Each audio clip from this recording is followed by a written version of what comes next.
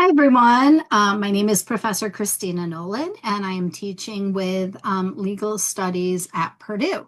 And so you may have come across this video in Unit 10 of the insurance law course, and or you may have just been looking at our Purdue Global Legal Studies YouTube channel and just thought this looks interesting. I'm interested in ethics. I'm interested in AI. Maybe of a personal interest. So it's not a real TED Talk, but I kind of feel like it's a little bit of my TED, a little bit of like a TED Talk-ish presentation, because of the fact that this issue is so is so massive, and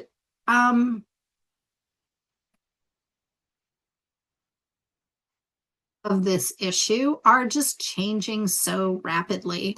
Um, in just a matter of a few years, um, we've seen the use of AI skyrocket. Even a year ago, things have changed so dramatically. And when we think about the insurance industry, we think about it as, stable, regulated, lots of laws, very almost like old and stodgy and established. So how does that industry um, deal with this new technology that can do so many different things in so many different ways, has many advantages, also has some disadvantages. And just to begin with an example, my husband is a lawyer and he works for an insurance company, and his department is workers' compensation, and so he handles so workers' compensation claims are insurance-based claims. Somebody gets an injury at a workplace, they file a workers' compensation claim, and then the employer processes that claim through their workers' compensation insurance. So workers' comp insurance closely tied together.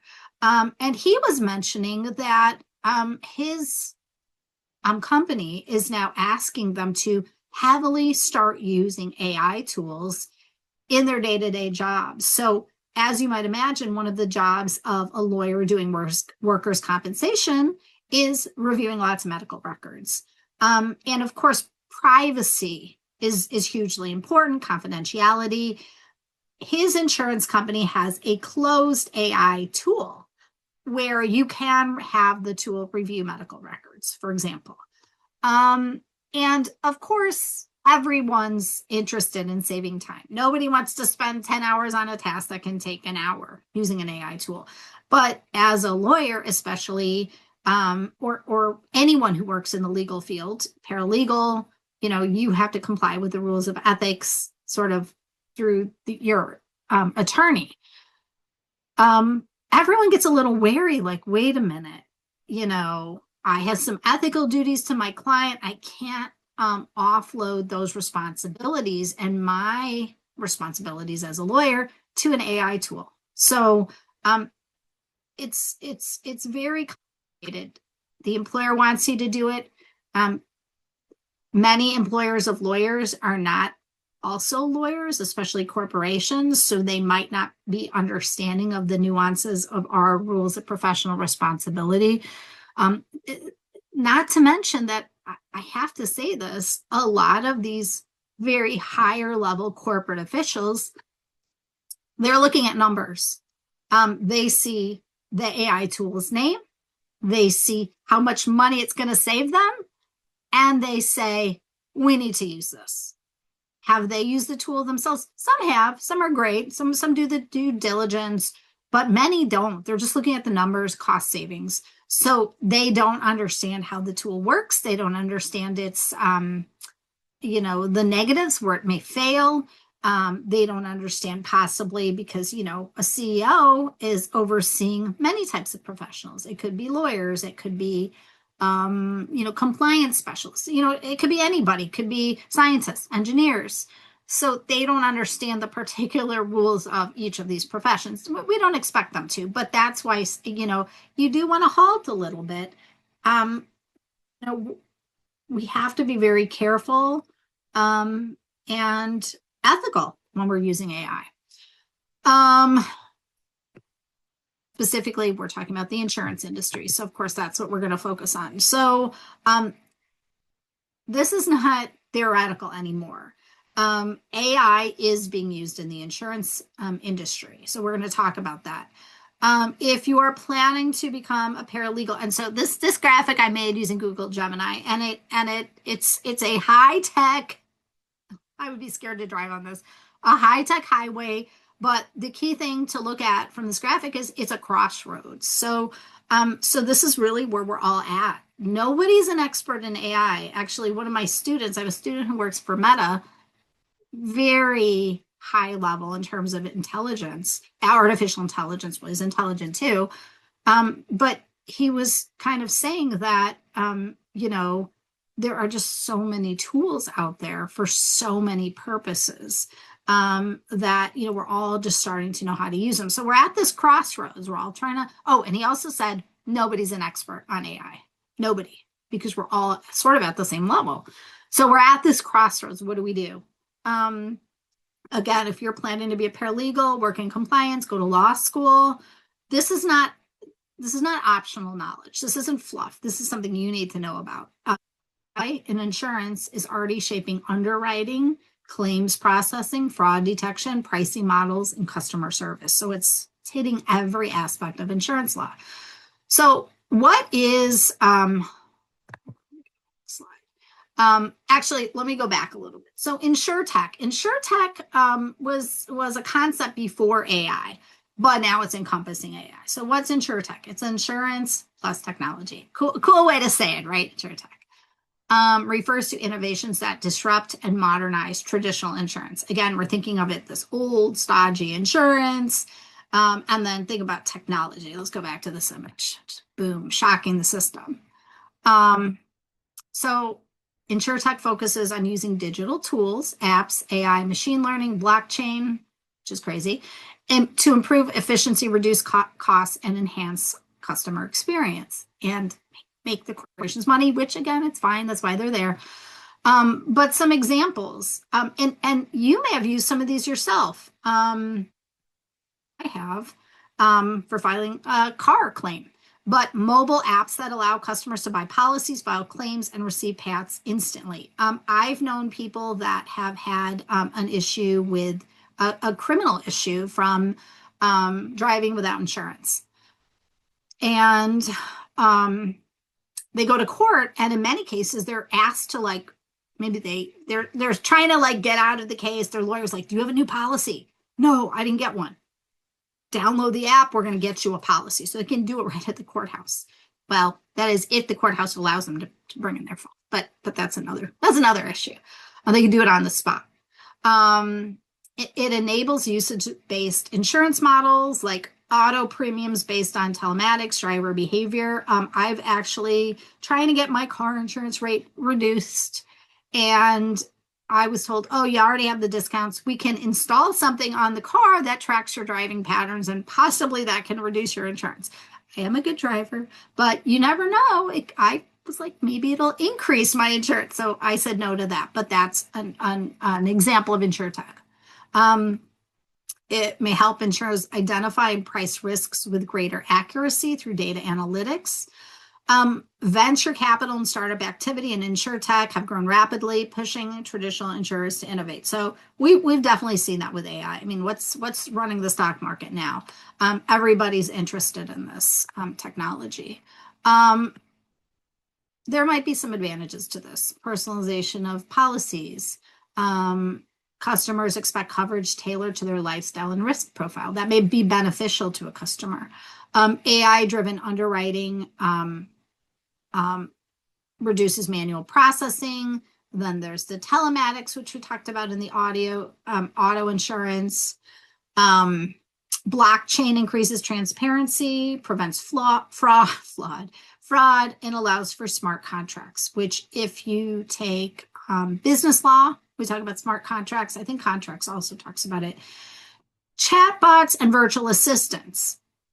I don't know how we all feel about those, but they can handle claims and inquiries 24/7, but maybe a little bit better, step above the insurance company's FAQ page. You kind of feel heard, kind of helps a little bit. Improves customer service. Expansion of on-demand micro insurance. This is kind of cool. Coverage for single trip, event, or product. But of course, data privacy, cybersecurity issues are growing concerns as insurers rely more on customer data. As we know, this is incredibly important. I was looking to switch my car insurance about a year ago. And I'm not going to name the companies involved, but this one insurance company that it was giving me the best price. And I was going through an insurance broker, and he found this one. He said, I cannot process your application to switch insurance because this insurance company, and it is a major insurance company, major, not the big ones, but a little bit the next tier below, not as well known as some of the major ones. There was a data breach, and it lasted quite a long time. Not a day or two or a week. It was like months. It did question. I was thinking, should I get this insurance? But the price was right. So I did end up getting it in the end. But that was a concern. That being said, since they had such a major security issue, maybe they're even more secure than ever now because they realized the reality of what happened. Their business was stalled. They couldn't write new policies. It was a big problem. So maybe it's better than ever now. I hope. I personally hope. Here's some other. We'll talk about those in a second. But let's start with looking at what AI is doing in insurance. So we know about, technology. There's a lot of improvements, but specifically, what is AI doing in insurance? So insurance companies, their job is to assess risk and charge you accordingly for taking on your risk. And so they use algorithms to assess risk. They use predictive analysis to set premiums. They use automated systems to flag potentially fraudulent claims. Some companies even use AI tools to evaluate medical records and recommend settlement ranges. Like I said, where my husband works is doing it for the medical records. I don't think they're yet having it recommend settlement ranges. That could get dangerous if it does that, because what might happen, let's just say the AI tool recommends a certain settlement range, and then the lawyer says, that's wrong. That is, I go to court every day. I deal with these lawyers every day. This is not what the settlement range is. And you have a higher range. And then you go to the claims adjuster and you say, we want this amount of authority to settle the claim. And the claims adjuster looks at what the AI tool said and says, no, I'm not giving you this much. That's what the AI tool says. It's much less than what you've proposed. So now you have to battle it's you against the AI tool. But you as a lawyer know if you go to court with that kind of low ball settlement offer, not only will they not take it, the judge will actually start getting angry at you. What do you mean you're offering that? That's well under what we do here. So kind of can be tough. There are definite advantages. We want things to move quickly. Nobody wants if there's an insurance claim, you don't want it dragged out. You don't want it to take years. So let's look at some of the specific ethical concerns. Fairness, for example. So insurance is built on risk classification. This is not new. Insurers have always grouped people by risk factors. But the difference now, and these are key terms, is scale and opacity. AI systems can analyze thousands of variables. They're really good at looking at patterns that humans would never consciously identify, and they're doing it very quickly. But the problem is that algorithms can replicate bias. So we've definitely heard bias in AI almost synonymous. So that can, negatively impact many people. So if historical data, and here's where it gets dangerous, reflects discriminatory practices, whether related to race, zip code, income, or access to healthcare. And other factors too. The algorithm may reinforce those patterns. Again, you're adding now insult to injury because AI systems often operate as black boxes. It may be difficult to explain why a premium increased or why a claim was flagged. So from an ethical standpoint, this raises serious concerns about transparency and accountability. And again, it's going to be people who have historically faced, discrimination or the negative impact of biases that are going to be impacted. So, for example, if a consumer is denied coverage or charged significantly more, they need to be able to understand why. You need to be able to explain to them why this has happened. But when decision making becomes automated and complex and kind of like hidden,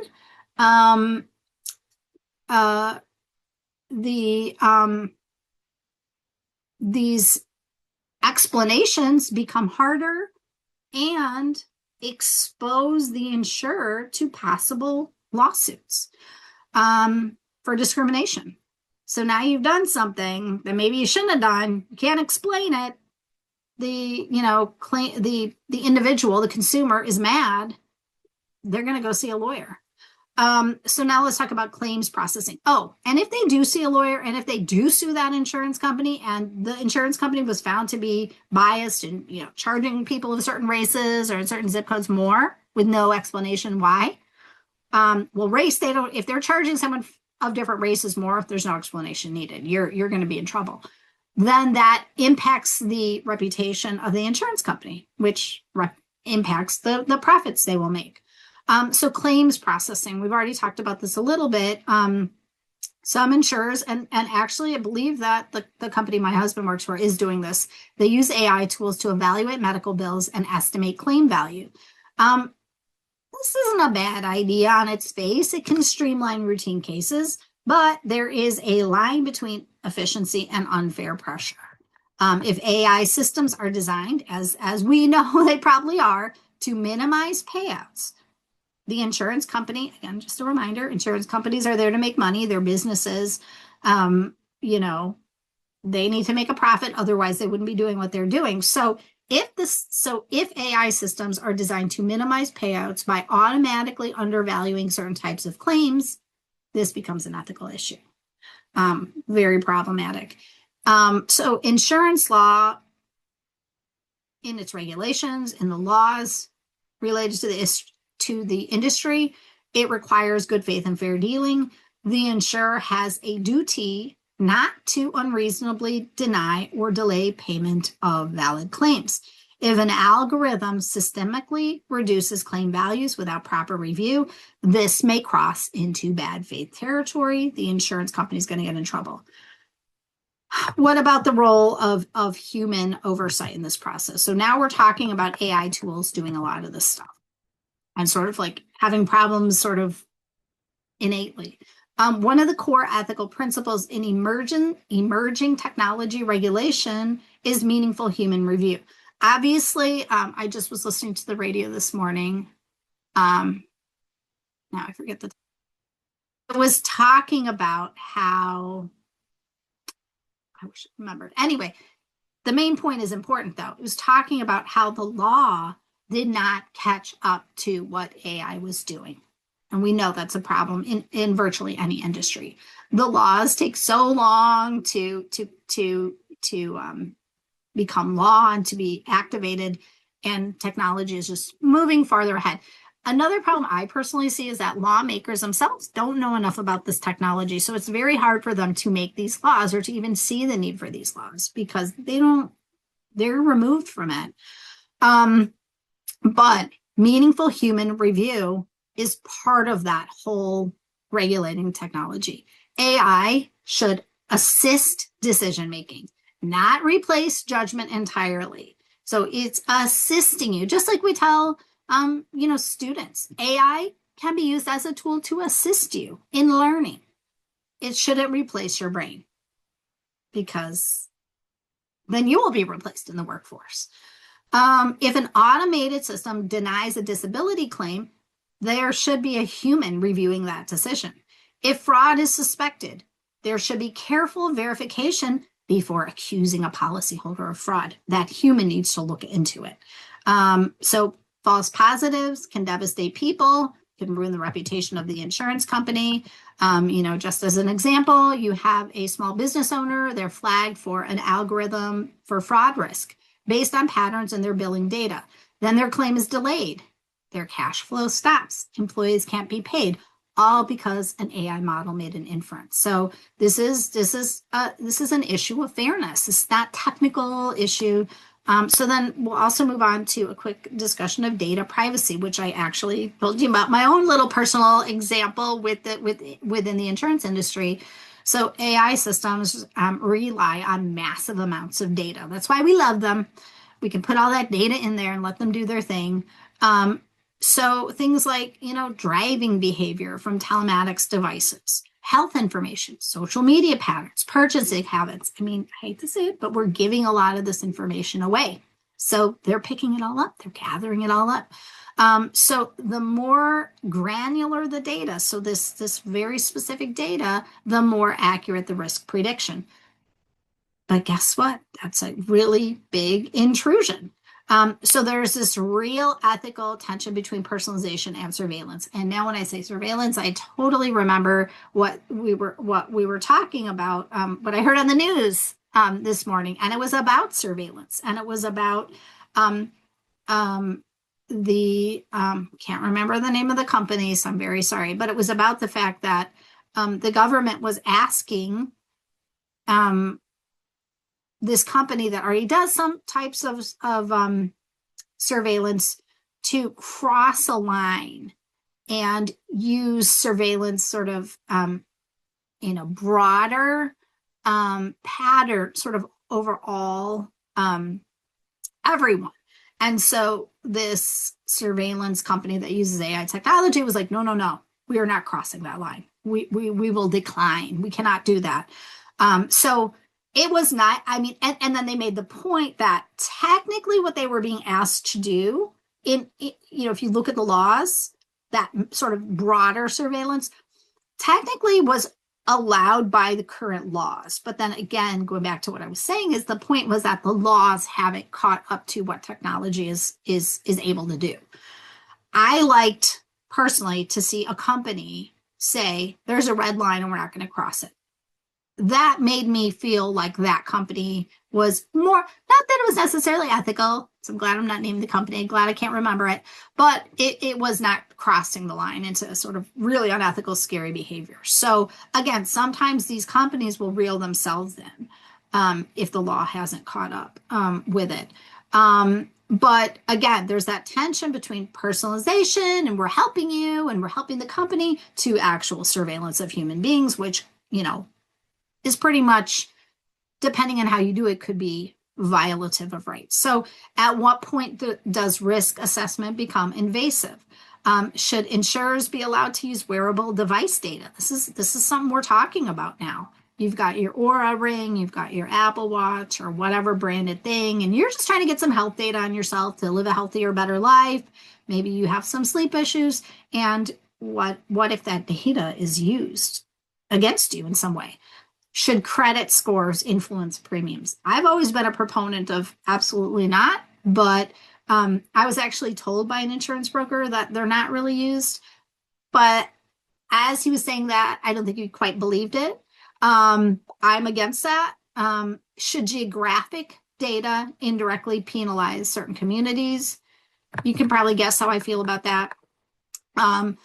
But again, these are issues that we've got to ask these questions. Your students, your future paralegals, your future lawyers, you may not be working in insurance law, but you may be a personal injury lawyer where you deal with insurance. You know what I mean? Do you see how it could be all interconnected? You could do work comp.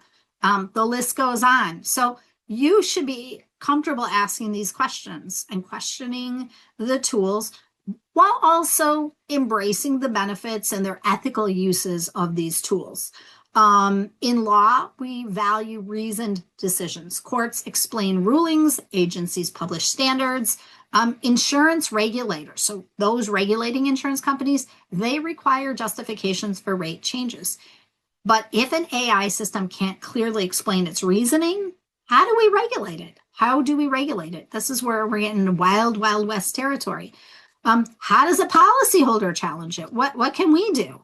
Just like, okay, the AI tool said it, so it's true. And so this is where we need compliance, documentation. Companies using AI tools need audit trails. They need bias testing. They have to show this, transparency reports. They need legal teams who understand insurance regulation and emerging technology. Remember what I said? It's not, you need to understand this technology if you're using it, if you're regulating it, if you're doing anything with it. So again, if you work for an insurance defense firm, so your client's insurance is defending against a claim. You may encounter cases where plaintiffs argue that an AI-driven claim system resulted in unfair denial. So this issue may come up then. If you work for regulators like a government, you may be reviewing whether algorithmic underwriting violates anti-discrimination laws. You may see a lot more public interest law firms taking this on. They may, when they're funded, they may have some sort of AI department. And really, we're not looking at, should AI exist? It already does, as you already know. And then we have to continue to ask, is it being used responsibly? Are there safeguards, human oversight, accountability, transparency? How do we challenge automated decisions? How does the individual, the lawyer, the claimant, anybody, how do they know? How do we get them the information to know the reasoning behind the automated decision so that they can challenge it? Again, if you don't know how the tool reached the decision, how can you challenge it? You just can't. So we have to have justice. Yes, efficiency is great. We want to process claims faster. There has to be fairness and ethics. So thank you, everyone. Like I said, it ended up being a little bit more of a TED Talk than I thought it would be. I wish it was a TED Talk. It's not as great, but thank you, everybody, for listening. These things are going to be changing, so keep an eye on these issues and continue to monitor it. Even for your, it's useful in your personal life because insurance affects us all. We all have insurance, even if you don't work in this area. Some of these AI tools can end up affecting you positively or also, hopefully not, but negatively. So again, we're just here to keep our eye on things. So thank you. Stop sharing. Thank you, everyone, so much for listening. And maybe you're now interested in taking the insurance law class, or maybe not. But I wish you the best of luck in your continued studies. Thank you, all of you, for listening.